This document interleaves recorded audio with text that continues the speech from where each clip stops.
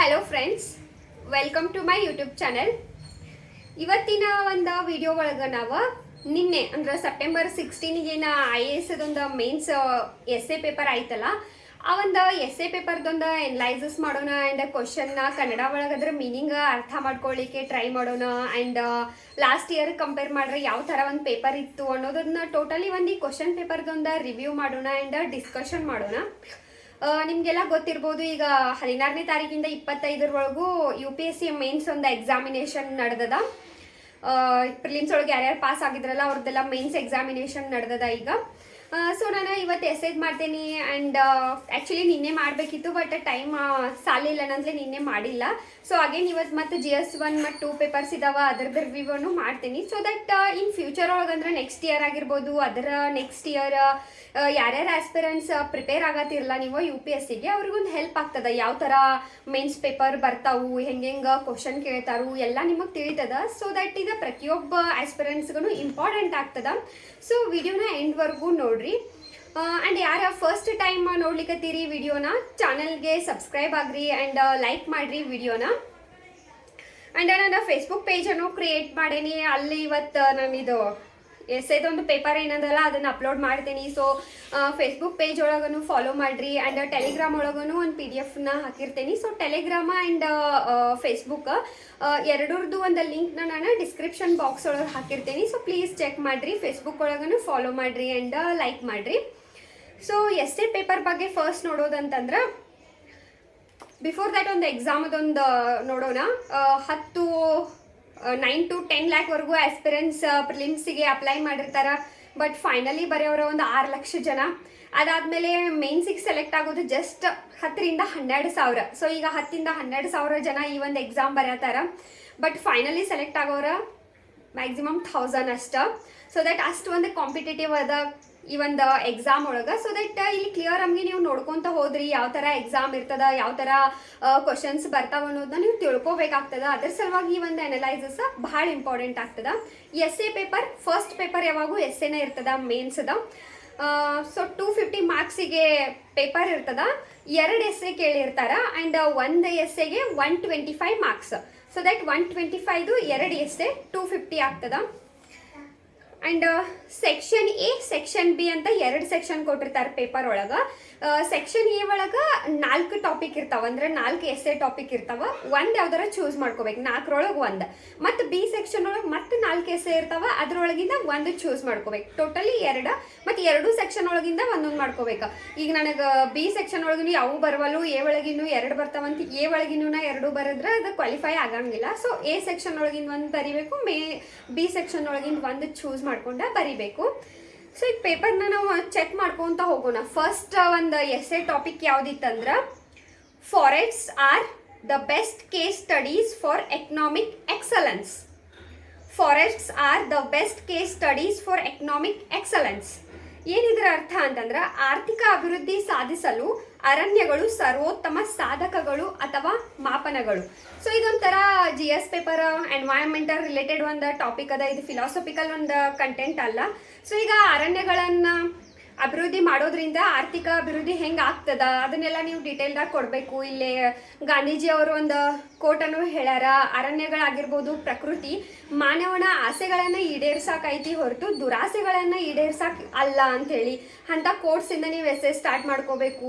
And environment ಯಾವ ಥರ ಹಾಳಾಗತ್ತದ ಅದನ್ನು ಬರಿಬೇಕು, ಆ್ಯಂಡ್ ಅದನ್ನು ಇಂಪ್ರೂವ್ ಮಾಡ್ಲಿಕ್ಕೆ ಏನೇನು ಮಾಡ್ಲಿಕ್ಕತ್ತಾರ, ಆ್ಯಂಡ್ ಅರಣ್ಯಗಳಿಂದ ಏನೇನು ಉಪಯೋಗ ಅದ, ಅರಣ್ಯಗಳಿಂದ ದೇಶದ ಅಭಿವೃದ್ಧಿ ಹೆಂಗೆ ಆಗ್ತದ, ಇವೆಲ್ಲ ಪಾಯಿಂಟ್ಸ್ನ ಹಾಕಿ ಒಂದು ಕನ್ಕ್ಲೂಷನ್ ಕೊಡಬೇಕು. ಸೊ ದಟ್ ಇದೊಂಥರ ಕರೆಂಟ್ ರಿಲೇಟೆಡ್ ಆಗಿರ್ಬೋದು, ಎನ್ವೈರನ್ಮೆಂಟಲ್ ರಿಲೇಟೆಡ್ ಈ ಥರ ಒಂದು ಕಂಟೆಂಟ್ ಅದ ಫಸ್ಟ್ ಟಾಪಿಕ್. ಆ್ಯಂಡ್ ಇದು ಸೆಲೆಕ್ಟ್ ಮಾಡ್ಕೊಳ್ಳಿಕ್ಕೆ ಈ ಒಂದು ಸೆಕ್ಷನ್ ಒಳಗೆ ಒಂದು ಬೆಸ್ಟ್ ಎಸ್ಸೆನ ಅನ್ಬೋದು, ಬಿಕಾಸ್ ಭಾಳಷ್ಟು ಕಂಟೆಂಟ್ ಸಿಗ್ತದ ನಿಮಗೆ ಈ ಒಂದು ಟಾಪಿಕ್ ಎತ್ಕೊಂಡ್ರಿ ಅಂತಂದ್ರೆ. And then poets are the unacknowledged legislator of the world. ಕವಿಗಳು ಸಂಸಾರಕ್ಕೆ ಅನಧಿಕೃತ ರೂಪದಲ್ಲಿ ಇರುವ ಅಧಿಕೃತ ವಿಧಾಯಕರಾಗಿರುತ್ತಾರೆ. ಸೊ ಮೀನಿಂಗ್ ಹೆಂಗಂದ್ರ ಓದಿದ ತಕ್ಷಣನೇ ಒಂಥರ ಬೇರೆ ಅರ್ಥ ಸಿಗ್ತದ ಮೇನ್ ಸೆಂಟೆನ್ಸ್ ಒಳಗೆ, ಬಟ್ ಅದ್ರ ಒಳಗೆ ಆಳದೊಳಗೆ ಬೇರೆ ಥರ ಒಂದು ಅರ್ಥ ಇರ್ತದ.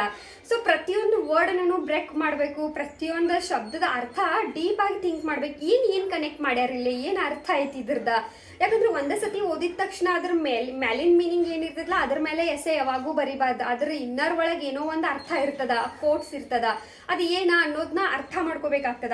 ಈಗ ಕವಿಗಳ ಏನೋ ಏನು ಬೇಕಾದೇನ ಅವ್ರು ಒಂದು ಪೊಯೆಟ್ರಿ ಒಳಗೆ ಅವ್ರು ಬರೀತಾರ, ಏನು ಬೇಕಾದ್ರು ಅಂತಂದ್ರೆ ರಿಯಾಲಿಟಿ ಬರೀತಿರ್ತಾರ ಅವ್ರು.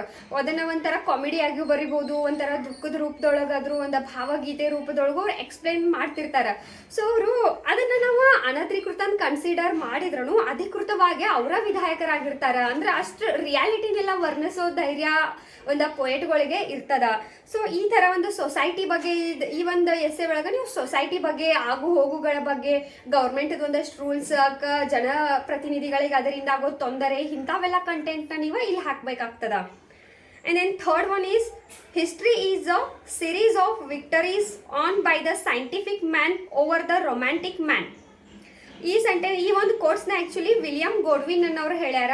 ಇವನ್ನೆಲ್ಲ ನೀವು ಕೋರ್ಸ್ ಬರೀ ಗೂಗಲ್ ಒಳಗೆ ಹಾಕಿದ್ರೆ ಸಾಕ, ನಿಮ್ಗೆ ಅಲ್ಲಿ ರಿಲೇಟೆಡ್ ಒಂದಷ್ಟು ಇನ್ಫಾರ್ಮೇಷನ್ನು ಸಿಗ್ತದ. ಆ ಇನ್ಫಾರ್ಮೇಷನ್ನ ಸೆಟ್ ಮಾಡ್ಕೊಂಡು ನೀವು ಎಸ್ಸೆಗಳನ್ನ ಪ್ರಾಕ್ಟೀಸ್ ಮಾಡ್ಬೋದು. ಈಗ ಈ ಎಸ್ಸೆ ಹೇಳಿದ ತಕ್ಷಣ ಇದನ್ನ ಇಲ್ಲಿಗೆ ಬಿಡಬೇಡ್ರಿ, ಇದನ್ನ ತೊಗೊಂಡು ಕಾಸ ನಿಮಗೆ ಸ್ವತಃ ಅದನ್ನು ಬರೀಲಿಕ್ಕೆ ಆಗಲಿಲ್ಲ, ಟ್ರೈ ಮಾಡಿರಿ. ಒಂದು ಪೇಜರ ಬರೆಯಾಕ ವಿದೌಟ್ ಪ್ರಿಪ್ರೇಷನ್ ಅಂತೂ ಬರಂಗಿಲ್ಲ, ಬಟ್ ಒಂದು ಪೇಜರ ಬರ್ತದಲ್ಲ ಬರೀರಿ. ಅದಾದ್ಮೇಲೆ ಗೂಗಲ್ ಒಳಗೆ ಈಗ ಆಲ್ಮೋಸ್ಟ್ ಎಲ್ಲ ಎಸ್ಸೆಗಳು ನಿಮಗೆ ಸಿಗ್ತಾವೆ. ಕ್ವಶನ್ ಪೇಪರ್ ಒಂದು ಬರುತ್ತೆ, ಕ್ವಶನ್ ಪೇಪರ್ ಔಟ್ ಆದ ತಕ್ಷಣ, ಅಂದ್ರೆ ಈಗ ಎಕ್ಸಾಮ್ ಆದ ತಕ್ಷಣ ಏನು ಕ್ವಶನ್ ಪೇಪರ್ ಎಲ್ಲರಿಗೂ ಸಿಗ್ತಾವಲ್ಲ, ಅಷ್ಟರೊಳಗೆ ಅದ್ರ ಬಗ್ಗೆ ನಿಬಂಧಗಳು ಗೂಗಲ್ ಒಳಗೂ ಸಿಗ್ತಿರ್ತಾವ. ನಾನು ಟ್ರೈ ಮಾಡ್ತೇನೆ ಅವು ಏನೇನೋ ಒಂದು ಕಂಟೆಂಟ್ ಸಿಕ್ಕರೆ ಅದನ್ನೆಲ್ಲ ಅಪ್ಲೋಡ್ ಮಾಡಲಿಕ್ಕೆ. ಆ್ಯಂಡ್ ಅವ್ನು ತೊಗೊಂಡ ಪ್ರಾಕ್ಟೀಸ್ ಮಾಡಿರಿ, ಪ್ರಾಕ್ಟೀಸ್ ಮಾಡಿ ಮತ್ತೊಂದು ಸತಿ ಬರೀರಿ. ಈ ಥರ ಮಾಡೋದ್ರಿಂದ ನಿಮ್ಗೆ ಎಸ್ಸೆ ಇಂಪ್ರೂವ್ ಆಗ್ತದೆ ಇನ್ನು. ಆ್ಯಂಡ್ ಫೋರ್ತ್ ಒನ್, ಈ ಸೆಕ್ಷನ್ ಒಳಗಿನ 4ನೇ ಎಸ್ಸೆ ಯಾವುದಂದ್ರೆ, a ship in harbour is safe but that is not what ship is for. ಬಂದರಿನಲ್ಲಿ ಹಡಗು ಸುರಕ್ಷಿತ, ಆದರೆ ಇದಕ್ಕೋಸ್ಕರ ಅದು ಅಲ್ಲ. ಇದನ್ನ ಹೇಳಿದ್ದು ಜಾನ್ ಶೈಲ್ಡನ್ ಅವರ. ಏನಿದ್ರ ಅರ್ಥ, ಈಗ ಒಂದು ಬಂದರ್ ಒಳಗೆ ಹೋಗಿ ಕಾಸ ಹಡಗನ್ನ ಇಟ್ರಿ ಅಂದ್ರೆ ಅದು ಒಬ್ವಿಯಸ್ಲಿ ಸುರಕ್ಷಿತವಾಗೇ ಇರ್ತದ. ಬಟ್ ಅದನ್ನ ಸುರಕ್ಷಿತವಾಗಿ ಇಡೋ ಸಲುವಾಗಿ ಮಾಡಿಲ್ಲ. ಒಂದು ಸಂಘರ್ಷ, ಸಮುದ್ರನ ದಾಟಬೇಕು, ದೊಡ್ಡ ದೊಡ್ಡ ಶಾರ್ಕ್ ಮೀನ್, ದೊಡ್ಡ ದೊಡ್ಡ ಒಂದು ಅಲೆಗಳನ್ನ ದಾಟಿ ಅದು ಮುಂದೆ ಹೋಗ್ಬೇಕು, ಅದ್ರ ಸಲುವಾಗಿ ಅದು ಆಗಿರ್ತದ, ರೆಡಿ ಆಗಿರ್ತದ. ಬಟ್ ಇದು ಮ್ಯಾಲಿನ್ ಮೀನಿಂಗ್, ಇನ್ನರ್ ಮೀನಿಂಗ್ ಅಂದ್ರೆ ಮನುಷ್ಯನ ಜೀವನಕ್ಕೆ ಕಂಪೇರ್ ಮಾಡ್ಯಾರ. ಮನುಷ್ಯನ ಜೀವನ ಅಂದ ತಕ್ಷಣ ನಾವು ಕೂತಲ್ಲೇ ನಿಂತು ನೀರಾಗಬಾರ್ದು. ಜೀವನ ಸಂಘರ್ಷ ಐತಿ ಅಂದ ತಕ್ಷಣ ಗಪ್ಪ ದೂರ ಸಂಘರ್ಷ ಅದ ಅಂದ್ರೆ ಇಲ್ಲೇ ಕುಂತ ಕಾಸ ಇಲ್ಲಪ್ಪ UPSC ಪ್ರಿಪ್ರೇಷನ್ ಭಾಳ ಡಿಫಿಕಲ್ಟ್ ಅದ, ನಂಗೆ ಆಗಂಗಿಲ್ಲ ಅಂತ ಗಪ್ಪ ಕೂರ್ದಂಗೆ ಆ ಸಂಘರ್ಷದೊಳಗೆ ಇಳಿಬೇಕು, ಮುನ್ನುಗ್ಗಬೇಕು, ಕಷ್ಟಗಳನ್ನ ಪಡಬೇಕು. ಅದ್ರ ಸಲುವಾಗಿ ಮನುಷ್ಯನ ಜೀವನ ಇರೋದು. ಸೊ ಸಾಧನೆ ಮಾಡಬೇಕು ಅನ್ನೋದು ಇದ್ರ ಇನ್ನರ್ ಮೀನಿಂಗ್. ಸೊ ದಟ್ ಪ್ರತಿಯೊಂದು ವರ್ಡ್ದ ಅರ್ಥ ಬ್ರೇಕ್ ಮಾಡಿ ಅರ್ಥ ಮಾಡ್ಕೊಂಡು ಏನು ಮೀನಿಂಗ್ ಕೊಡತೈತಿ ಅನ್ನೋದನ್ನ ಅರ್ಥ ಮಾಡ್ಕೋಬೇಕು.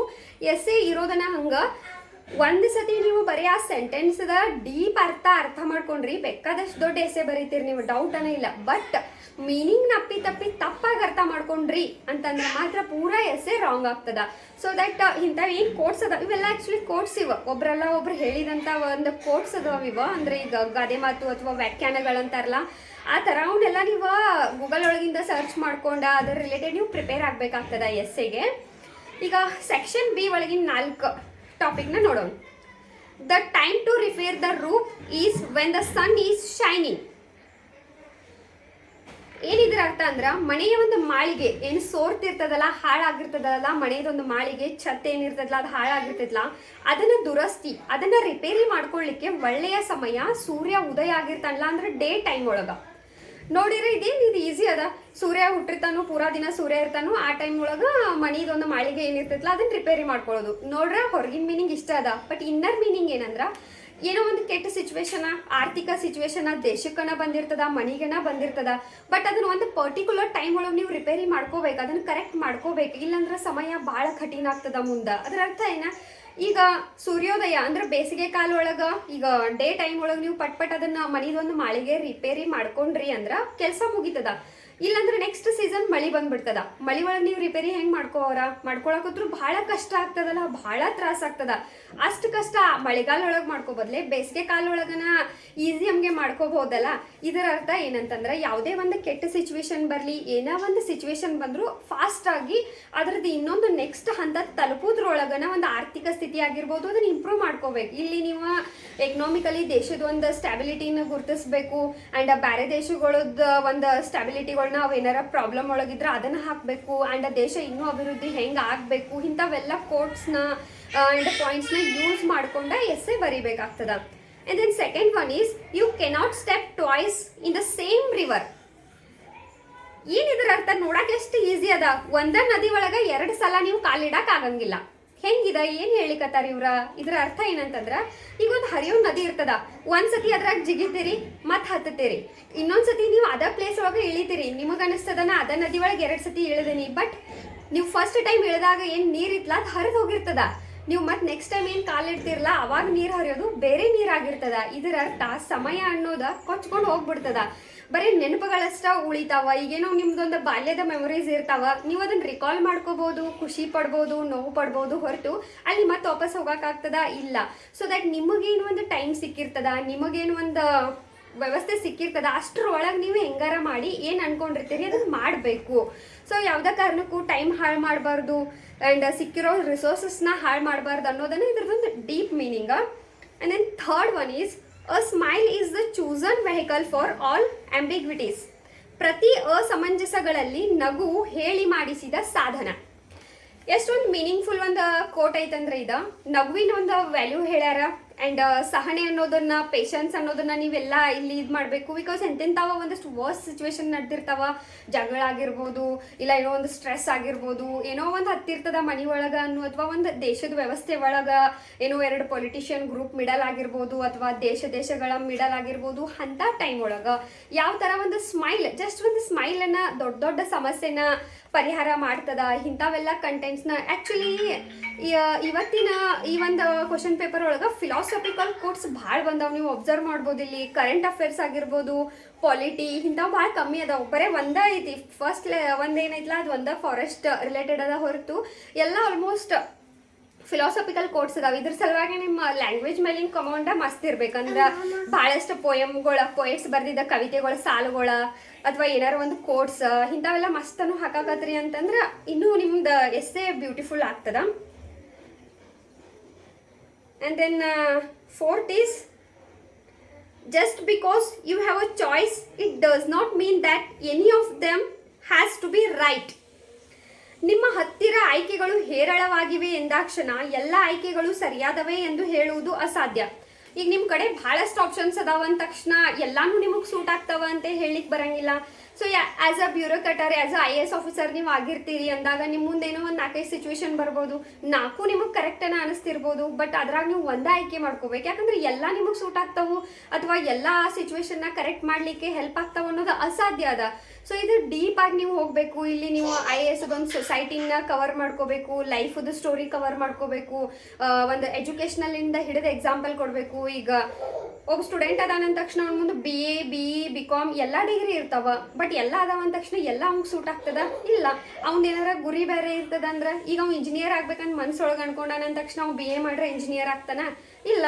ಬಟ್ ಅವ್ನ ಮುಂದೆ 4-5 ಅವ PUC ಆದ್ಮೇಲೆ ಆಪ್ಷನ್ಸ್, ಬಟ್ ಮಾಡಕ್ ಬರಂಗಿಲ್ಲಲ್ಲ. ಸೊ ಆ ಥರ ಒಂದು IAS ಆದಾಗ ಏನೋ ಒಂದು ಕೆಟ್ಟ ಸಿಚುವೇಶನ್ ಬರ್ಬೋದು, ಒಂದೇನೋ ಹ್ಯೂಸ್ ವರ್ಸ್ಟ್ ಸಿಚುವೇಶನ್ ಬಂದಾಗ ಆಫೀಸರ್ ಮುಂದೆ 4-5 ವಿಕಲ್ಪಗಳು ಇರ್ತಾವ. ಒಂದೇ ಚೂಸ್ ಮಾಡಬೇಕು ಅಥವಾ ಒಂದೇ ಆ ಸಿಚುವೇಶನಿಗೆ ಬೆಸ್ಟ್ ಇರ್ತದ. ಇಂಥವೆಲ್ಲ ನೀವು ಪಾಯಿಂಟ್ಸ್ನ ಹಾಕೋಬೇಕಾಗ್ತದ. ಆ್ಯಕ್ಚುಲಿ ಇಲ್ಲಿ ನಾನು ಮಿಸ್ಟೇಕ್ಲಿ ಇಲ್ಲಿ ಒಂದು ಪಾಯಿಂಟ್ದ ಎಕ್ಸ್ಪ್ಲನೇಷನ್ನ ಮಾಡೋದು ಮರ್ತೆ. ಸೆಕ್ಷನ್ A ಒಳಗಿಂದ history is a series of victories on by the scientific man over a romantic man ಅಂತ ಹೇಳಿದ್ರೆ ಮೀನಿಂಗ್ ಹೇಳಲಿಲ್ಲ ನಾನು, ವಿಲಿಯಂ ಗೋಡ್ವಿನ್ ಹೇಳಿದ್ದ. ಇತಿಹಾಸವು ವೈಜ್ಞಾನಿಕ ಮನುಷ್ಯ ಕಾಲ್ಪನಿಕ ಮನುಷ್ಯನ ಮೇಲೆ ವಿಜಯ ಸಾಧಿಸಿದ ಸರಣಿ ಗೆಲುವು.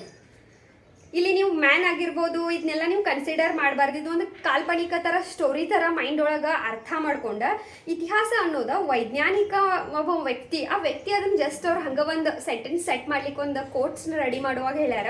ಸೊ ಇದು ವೈಜ್ಞಾನಿಕತೆ, ಒಂದು ಕಾಲ್ಪನಿಕತೆ ಮೇಲೆ ವೈಜ್ಞಾನಿಕತೆ ಸಾಧಿಸಿದ ಒಂದು ವಿಜಯನ ಇತಿಹಾಸ. ಇಲ್ಲಿ ಸೈನ್ಸ್ದೊಂದು ವ್ಯಾಲ್ಯೂ ಆಗಿರ್ಬೋದು, ಅದನ್ನೆಲ್ಲ ನೀವು 1600ರಿಂದ ಬ್ರಿಟಿಷರು ಬಂದಾಗಿಂದ ಹಿಡಿದ್ಕಷ್ಟು ಪ್ರತಿಯೊಂದು ನೀವು ಎಕ್ಸ್ಪ್ಲೇನ್ ಮಾಡಿ ಈ ಒಂದು ಎಸ್ಸೆನ ಬರಿಬೇಕಾಗ್ತದ. ಸೊ ಈ ಥರ ನಿಮ್ದೊಂದು ಈ ವರ್ಷದ ಎಸ್ಸೆ ಪೇಪರ್ ಇತ್ತು. ಕಂಪೇರ್ ಮಾಡಿರೋ ಹೋದ ಸತಿ ಒಂದಷ್ಟು ಕರೆಂಟ್ ಮತ್ತು ಪೊಲಿಟಿ ಅದು ರಿಲೇಟೆಡ್ ಪಾಯಿಂಟ್ಸ್ ಇದ್ದು ಎಸ್ಸೆವ. ಬಟ್ ಈ ಸತಿ ಆಲ್ಮೋಸ್ಟ್ ಫಿಲಾಸಫಿಕಲ್ ಕೋರ್ಸ್ ಅದಾವೆ. ಅಂದರೆ ಯಾರಿಗೆ ಫಿಲಾಸಫಿ ಥರ ಲೈಕ್ ಲ್ಯಾಂಗ್ವೇಜ್ ಒಳಗೆ ಮಸ್ತ್ ದೊಡ್ಡ ದೊಡ್ಡ ವರ್ಡ್ ಹಾಕಿ ಮಸ್ತ್ ಬರೆಯೋದು ಆಸೆ ಇರ್ತದ ಆ್ಯಂಡ್ ಅದ್ರೊಳಗೆ ಅವರ ಪ್ರಾವೀಣ್ಯತೆ ಹೊಂದಿರ್ತಾರಲ್ಲ ಅಂಥವ್ರಿಗೆ ಈ ಪೇಪರ್ ಡೆಫಿನೆಟ್ಲಿ ಇಷ್ಟ ಆಗಿರ್ತದ. ಐ ಹೋಪ್ ಈ ಒಂದು ಇನ್ಫಾರ್ಮೇಷನ್ ಇಷ್ಟ ಆಗೈತೆ ಅನ್ಕೋತೀನಿ. ನೆಕ್ಸ್ಟ್ GS1 GS2 ಇವೇನೇನು ಪೇಪರ್ ಆಗ್ತಾವಲ್ಲ ಅದ್ರದ್ದೆಲ್ಲನ ಅನಲೈಸಸ್ ಮಾಡ್ತೀನಿ. ಇವತ್ತು ಆ್ಯಕ್ಚುಲಿ GS1 ಮತ್ತು 2 ಅದ. ಸೊ ನನಗೆ ಅದು ಪೇಪರ್ ಸಿಕ್ಕ ತಕ್ಷಣ ನಾನು ಈವ್ನಿಂಗ್ ಅಥವಾ ನಾಳೆ ಇದ್ರ ರಿಲೇಟೆಡ್ ವಿಡಿಯೋ ಅಪ್ಲೋಡ್ ಮಾಡಲಿಕ್ಕೆ ಟ್ರೈ ಮಾಡ್ತೀನಿ. ಸೊ ನೆಕ್ಸ್ಟ್ ವಿಡಿಯೋಗೆ ಸಿಗೋಣ. ವಿಡಿಯೋ ಇಷ್ಟ ಆತಂದ್ರೆ ಲೈಕ್ ಮಾಡಿರಿ. Thank you.